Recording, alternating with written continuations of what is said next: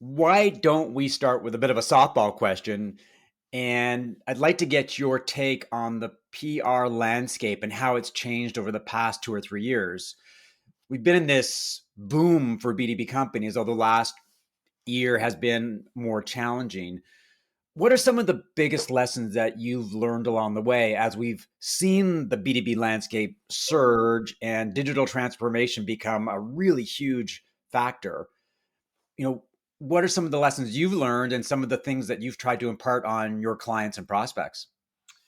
It's a good question and it's a big question. I think, especially in the last 5 years, what it means to do PR and especially tech PR has just fundamentally changed. So, the playbook when I first started in 2000 ish was the same playbook that a lot of agencies are playing today, which is, hey, client, do you have any news? Terrific. I will punch up a press release. I will spray and pray that press release to 150 reporters, knowing that some percentage of those reporters are likely to write it, repurpose it, whatever. And then you count up all the impressions, report back to the client and say, hey, cool. Any more news? Let's do this again.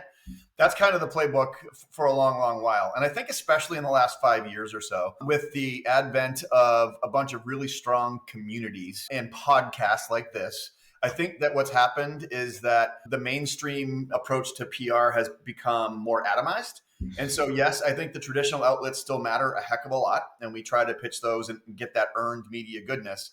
But really, it's changed from that PR 101 stuff I just mentioned to more of a PR 121. And what I mean by that is you and I are having a conversation right here. And I think 5 years ago, this wouldn't classically be called PR, but this is, make no mistake, part of the PR mix where you and I are having a conversation that has cascading effects once we share this with our networks. There's communities like Discord and Slack groups and Reddit and Substack and all these disparate ways of connecting with your audience in a much more sort of intimate one-to-one level. And I think that's the biggest change is that if you're only doing the PR 101 press release spray and pray thing, you're only playing half the modern game. You really need to incorporate all the elements we talked about and foster real, meaningful, engaging relationships with all those disparate audiences that I just described.